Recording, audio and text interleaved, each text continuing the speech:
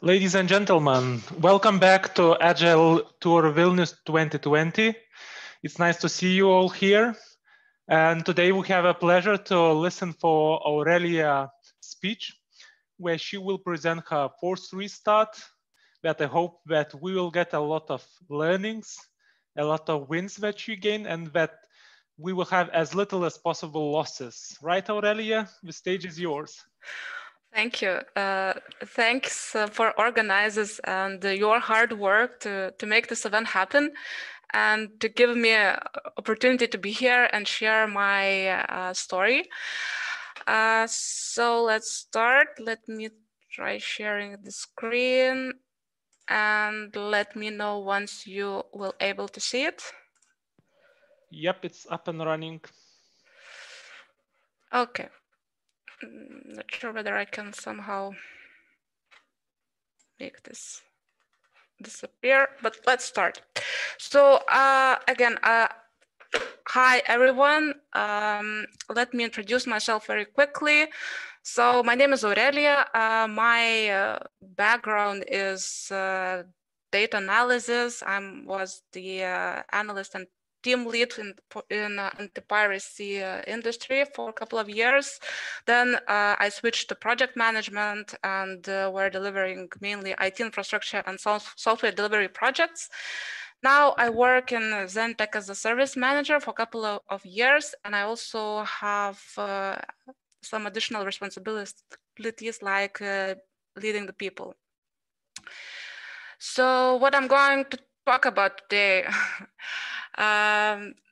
if you have seen this Hollywood movie, which is The Edge of Tomorrow, you might see some analogy with my story, and you might wonder why. And the reason is because the main character had a unique opportunity to live the same day and have the same set of events multiple times.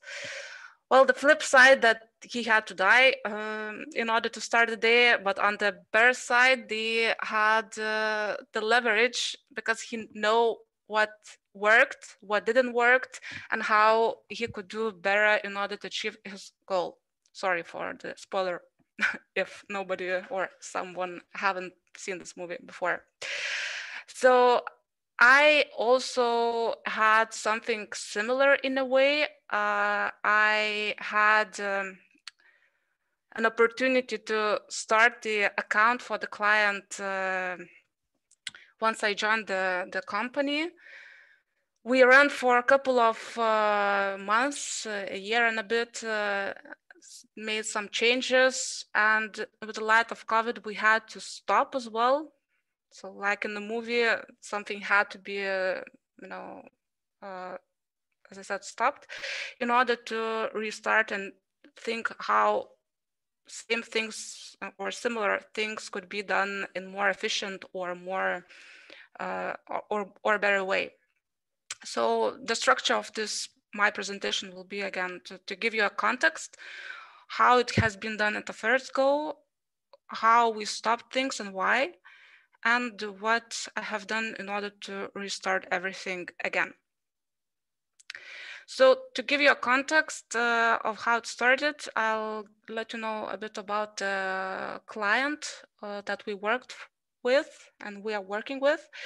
So the client is coming from the entertaining industry, and they are one of the leading suppliers of 24/7 betting services in UK. So they have worldwide customers. They are the main product portfolio is related to streaming live pictures with on-screen graphics and overlays, which we are creating, as well as providing data content for betting shops and online retailers. So this is quite interesting area, and we started the journey quite some time ago. It's one of the first clients of Zentech. So we started small with some subcontractors that were working in the clients teams. Then we got the project team delivering end-to-end projects on our location. And a couple of years ago, the client has decided to offshore their 2/3 of the development capabilities to our company. So the transition started late in 2018, and after a couple of months, we started the transformation. I joined basically around the time transformation started, so that's one of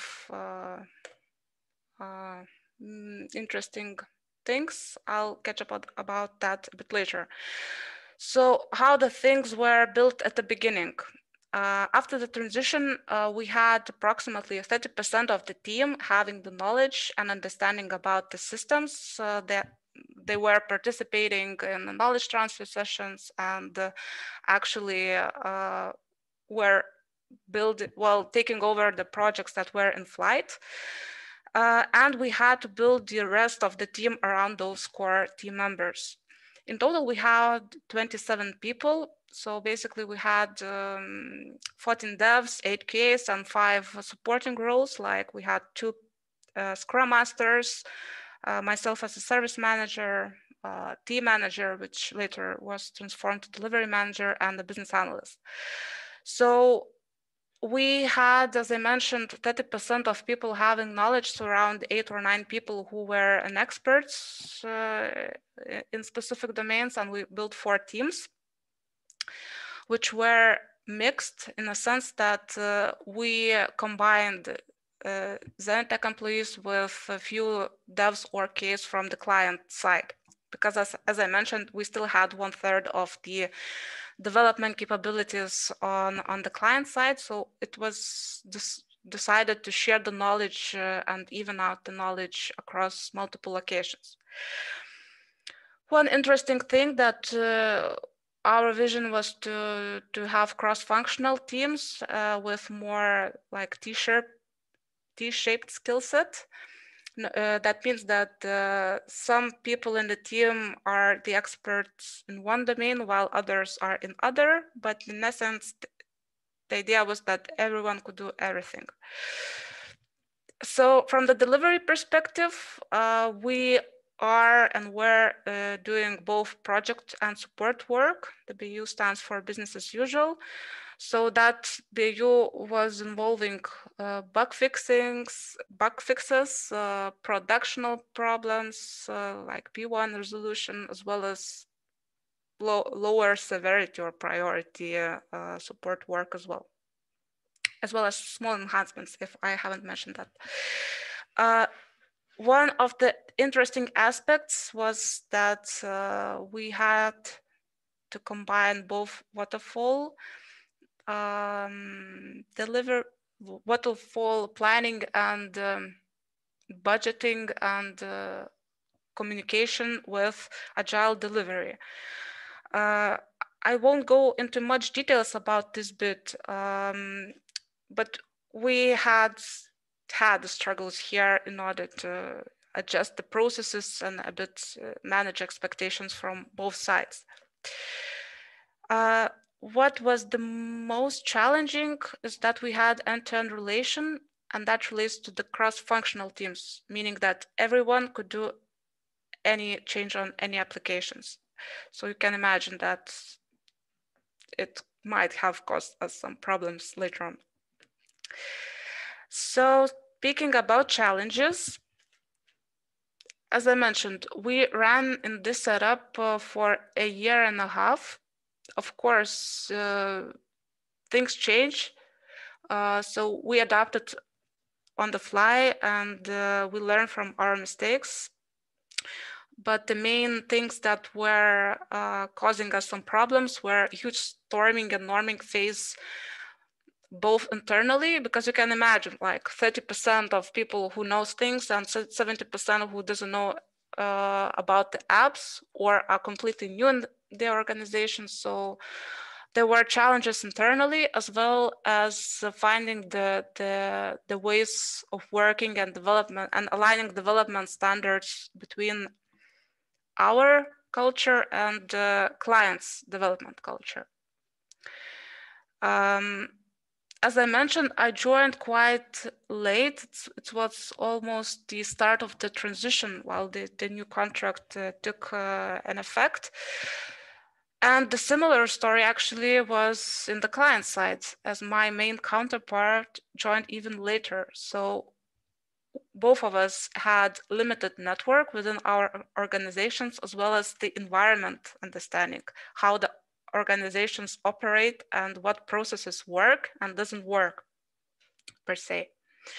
So we made lots of assumptions how things should work in ideal way, rather than we hadn't had any real life experience how it actually works with the given environment and given constraints. And I was doing like more top-down decision making, like I was taking the responsibility that things should look like this rather than something in some other way. Let's say regarding the team formation, right? I mentioned that we had 4 teams. So how we approach that, we sit together with Scrum Masters, with delivery manager, with our CTO, to think about how we want to shape this account. And basically that's how it happened. Maturity of organizations, in a sense that we didn't know what's coming from the business priorities side quite well, because the client product road mapping was also maturing. The process of prioritization, the projects, the process of letting software delivery teams know what is coming next. As well as in Zenitech, we were growing very fast. Once I joined, there were like, I don't know, 30 people, and we growed in a few months to 30 or 60 or more. So basically, there were multiple moving parts in both organizations while we were building this new setup, which was creating challenge to efficiently resolve the problems or to forecast some impact on the decisions that are currently being made. As I mentioned, since the client product team has been maturing and they were working hard on getting the roadmap clarified for us, the priorities naturally changed quite often, quite significantly, and sometimes even after Sprint Zero, we had to change the course of action and start something else to change the focus and start some new project, because that appeared to be more important than we thought before. So that was challenged to actually have a strategic view, how to build and how to scale the skills between the team members in order to achieve those the strategic goals. So basically, we had lots of ambiguity and lots of a bit of chaos, I would say, in the beginning.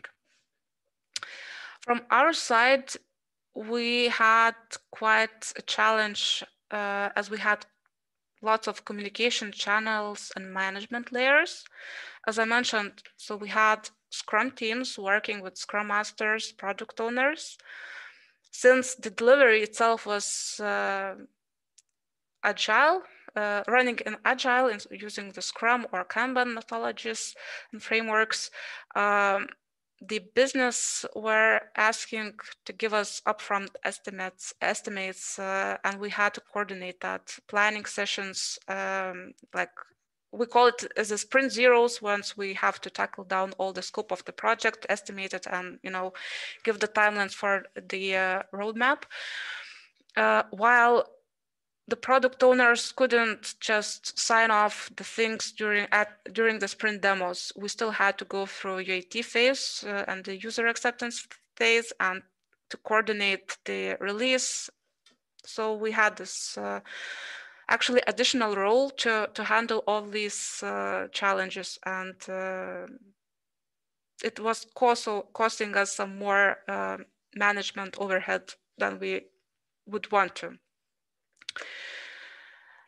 As teams were working on multiple applications and similar projects could have touched the similar components in parallel, we faced the scaling problem. because we saw that communication sometimes is breaking and we are creating multiple branches. So that was a hard way as we had some multiple dependencies to be managed in order to get things into production efficiently. As a result, if people are doing work but can't release to production, there is some moving parts within the organization, and the systems were quite complex. We had lots of P1s in the first half of the year.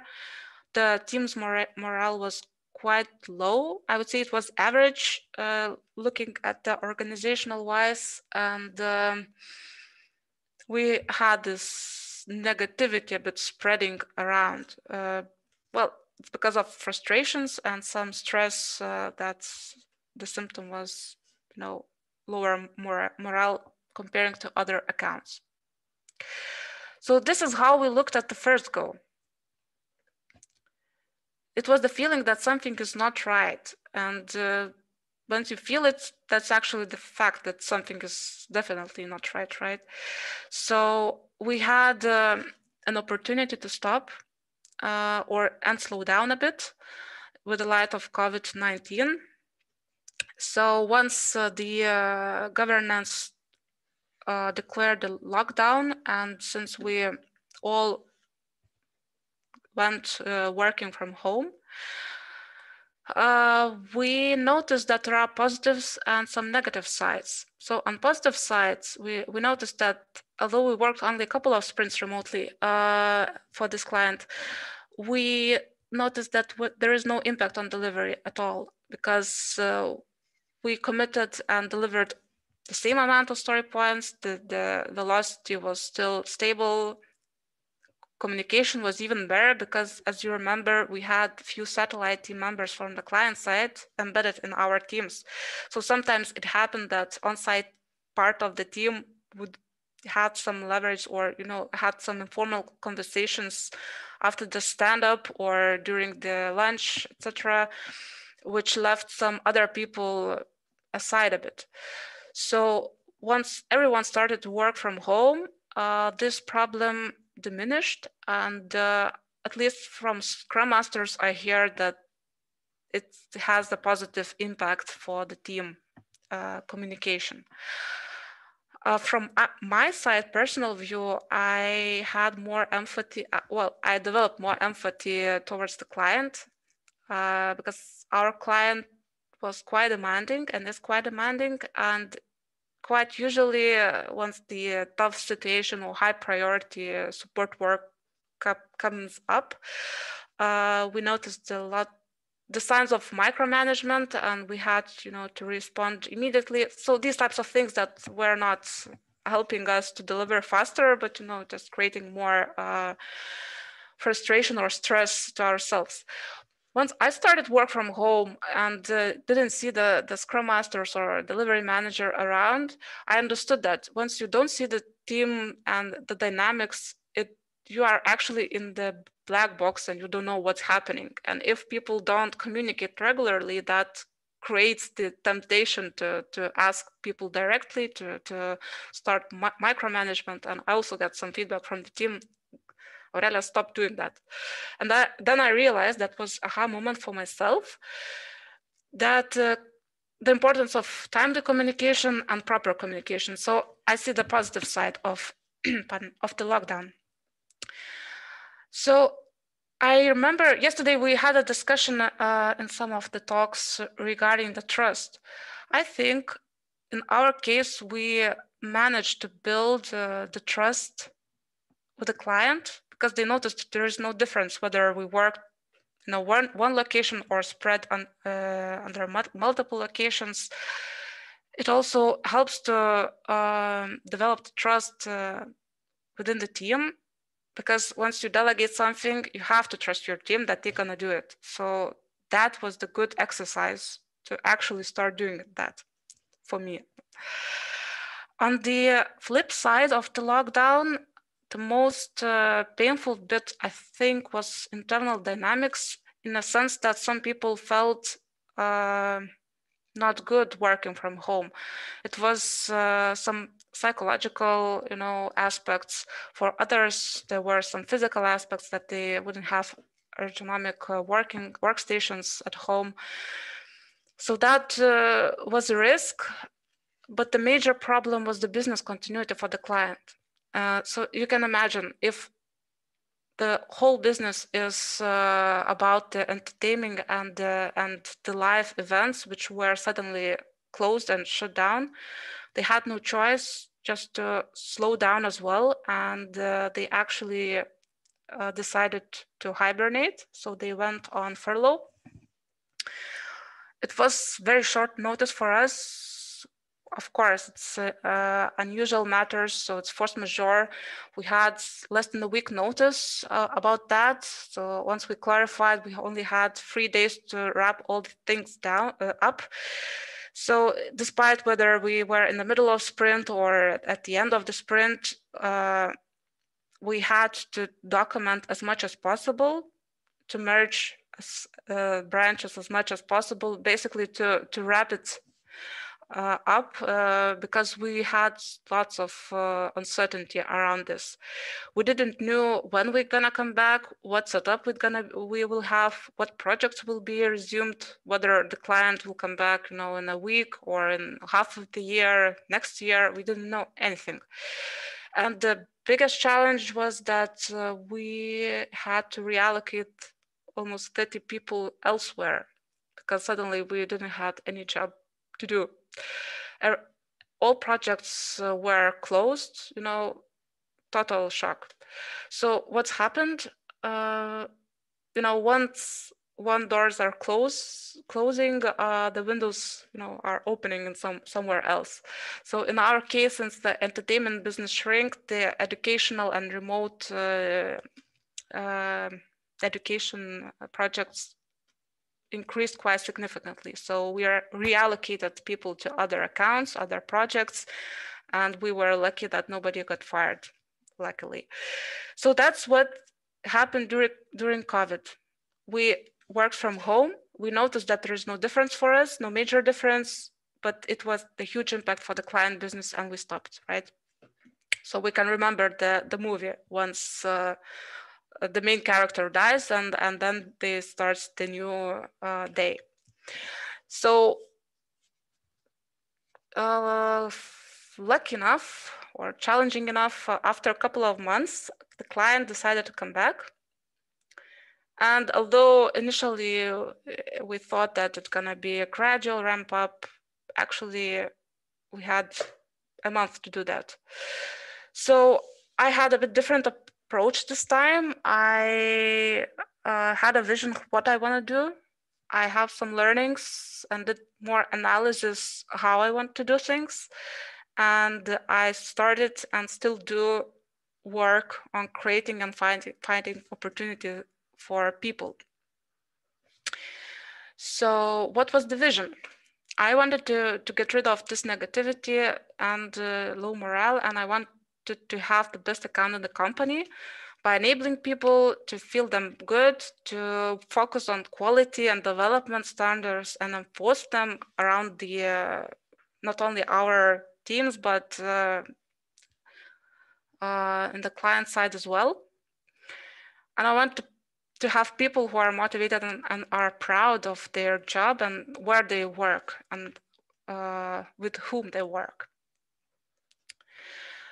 So I did the analysis as, again, the main and core part of the new setups are people. And I had the constraint again, because imagine after 2 months, we had to come back. Naturally, we couldn't have everyone back in the same setup as we had because of other commitments, other projects, other clients. And I had 50% of people back, and it's around all the roles. I had half of the devs back, even less QAs, and half of the management team back. So what was the most important thing for me? It's the cornerstone as the new setup. And although it was the main constraint as well, right?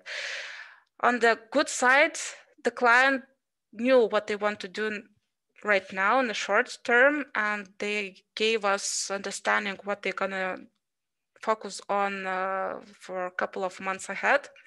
So I had the vision what they want to deliver. I had some constraints around people, so I identified the key leaders who could be the main, driving persons within the team, and around them, again, I built the other people. However, in this case, I went with those 4 or 5 people and consulted with them. How do you want to work? Do you think that this setup gonna work? Do we need to make changes? So basically, we come to the conclusion together. Actually, I got very good insights how we can form the team in a better, more efficient way, how we can navigate through some differences between technical seniority levels and some personal preferences, of course, because it's very important how people feel when they work together. So I think that is a good side of that. Deadlines. So that was another constraint. I have restart things in the mid-June, and we had to have the full team on board and trained by the 1st of August. So it was less than 2 months to hire people or find people, train them, and be ready to work. So that was quite interesting part of my life, summer of my life. So you can imagine another constraint was hiring. We had minus 12 or 10 people that were missing. We had summer, so I can imagine the hiring in summer after lockdown, and it was a very interesting experience. However, we managed to do that, and we had the full setup available in July. The good side that enabled me to look at the new setup in a different way was lessons learned. How much time do I have? I won't go in much details about the reflections, but basically I looked at what was going well, not so well, and how it can be improved. The main takeaways was to look at the good side and try to enhance that bit.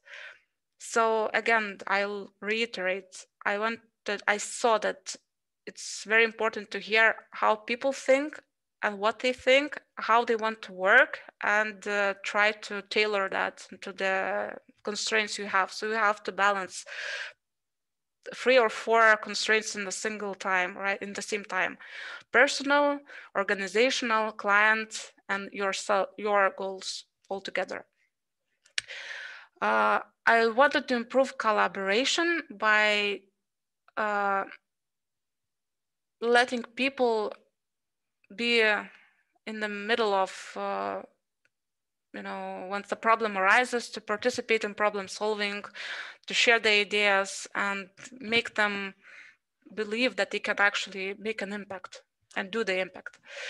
And collaboration by improving the structure. So I wanted to reduce some number of management levels in order to have more lean communication lines. So setup looked like this. Actually, it was very similar. The main change looking at the first attempt is that I had more people who had knowledge. One management role was shifted, and we had 15 devs instead of 14. Again, we created 4 teams. Part of them were mixed because we have constrained to deliver some high priority project that we had previous setup available already. The rest were based on Zenitech. So we had reduced the number of satellites, and the cultural barriers, we addressed that collaboration a bit as well. And since we had limited time, limited number of people, I decided to limit the scope, how much applications and which part of the system will be in the team scope for the learning. So we came with this scope definition together with the team. I mean, we have a huge complex system and we divide it into 3 big parts and just form the teams around that. Delivery approach, well, we're still working towards that. The principles haven't changed a lot. The most important thing is that the relation changed. Since we limited the scope, now people are not working on any particular application. So we have more ownership and more in-depth SME subject matter experts available. So once we have the projects, we try to manage the roadmap in that way, so that teams would work on them mainly on their expertise area. If there are cases that there are 2 high priority projects and it's gonna take too long to wait for the same team, of course we can assign it to another team, but basically the preference is to have this consistent learning and strategic learning, enabling people to be an expert on their domain. Comparing the first and second goal, the main differences are 2 or 3.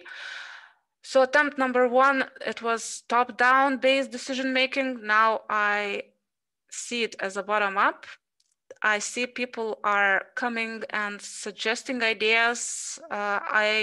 I'm always open to hear them out, how they want to work, how they want to solve the problem. Sometimes even share my challenge. I have a huge burden and we have continuous improvements sessions with the team, and they come with their challenges as well. So we are working on the mechanism, how to make it efficient though, but we have this quorum set up in order to share the challenges and find the solutions together. The most important thing, I believe, is this. Another bit was the limitation of scope to let people focus on particular area in order to make the most of efficiency in the time constraints we had.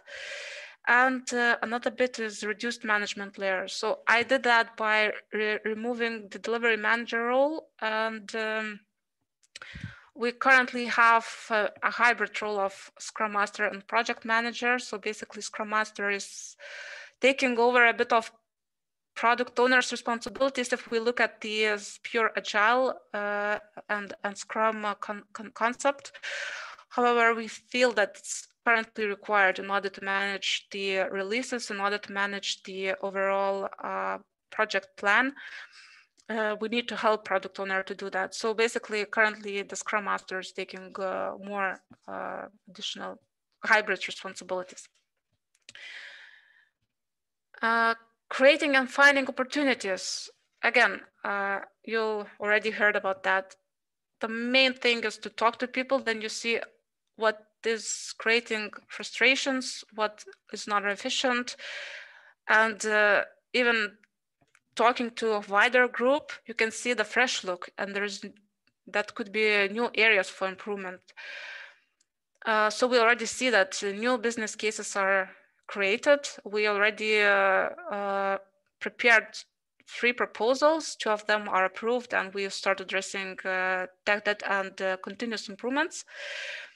I also work hard on the client side to expand the network and find more alliances over there, because it's also important to talk not only about the product, but about the operations, about end users, how they feel, what tools they have with the support guys, and see what opportunities do we have, how much workload we can reduce for them as well.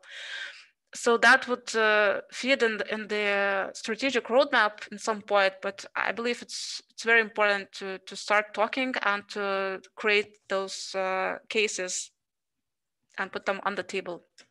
And of course, fight for that. Fight for things that is driving team to perform better. The more interesting continuous improvement, let's say, I don't know, some introduction of Maven validation plugins that would get rid of manual checks. We would strive for blue-green deployments at some point. We are not there yet, but we want to do that. So there are lots of very nice things that we want to achieve. And what I want to have is basically to enable people to do that. Yeah, lots of new things. And I think everyone knows everything. And right now, however, it's been only 4 months. And I would like to share some small wins with what we have already. So team happiness is increasing. We haven't measured that consistently before. It was around in the middle. So out of 5, we have 2.9 at the beginning in July. And now we have approximately 4. Well, numbers are fluctuating depending on the sprint goals, achievements, blockers they have, personal feelings. So it changes, but we see the trend that it's increasing. So I see it as a huge plus. Again, new solutions and ideas are coming up, and we are actually started doing that, not only talking about that. Problem solving goes, and solutions and initiatives goes from the team. It's not that something that Scrum Masters, myself, have to push in order to get, but people come with ideas. And as a result, new leaders are emerging, new tech leads. So I think it's very good. Because having all these new and growing people available, we are also building the resilience. And as a team, we are reducing the bottlenecks and the huge risk. You know, if anyone leaves or goes on vacation or sick leave or leaves the company entirely, we have more people to step up instead of the person. And very interesting part is that client is seeing the positive change, and they started adopting the similar setup I did on their side. So the client is adopting by reducing the management layers approach. So they are also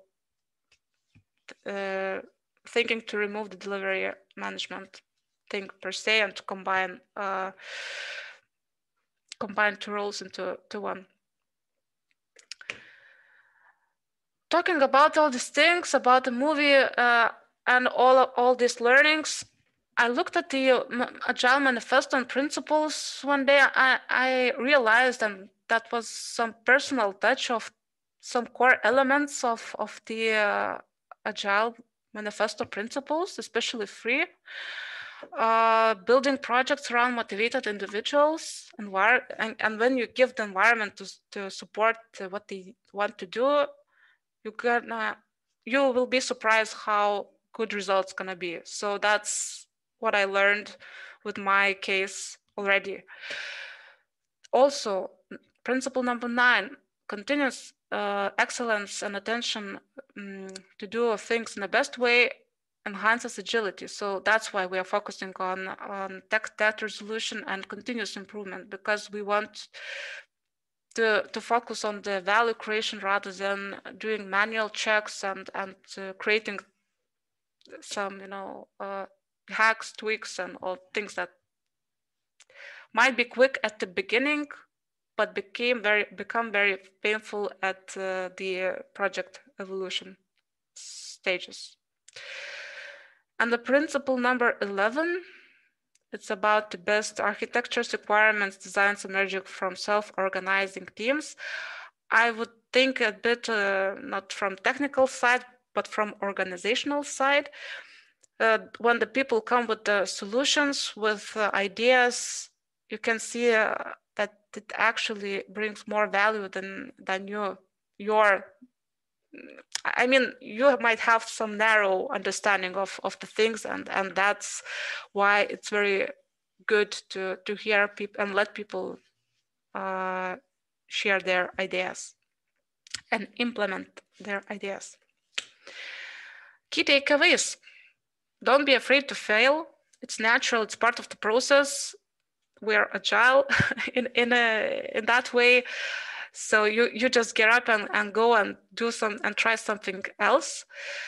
Remember that you're not alone, and people who do the work knows how to do the work the best and what needs to be done. So trust your team, trust your gut feeling, and remember that each challenge also gives you an opportunity. So accept the feedback, reflect a lot, and build the new amazing things based on your learnings and reflections. You might ask, what's next? Well, I don't know, it's only 4 months. Maybe we'll have attempt number 3 in half of the year or a year. Currently, I see that the current setup is working. I'm really happy that the team is working and morale is increasing. Of course, we have challenges still with scaling, with some communication and lots of other delivery-related problems that will be addressed in some point. But I see the positive impact and the impact that this pandemic, which was, stressful, shocking experience, bring us something new. So we had this good opportunity to stop the car, to fix it and move on, rather than try, fixing car while we were driving. That's actually the main message from my side. If you have any questions, I'm happy to answer those.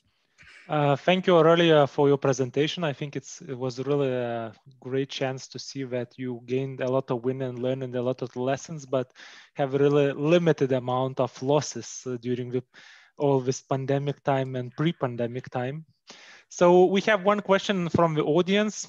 What would you consider harder, finding new people or making people that are left to not lose motivation and continue to deliver?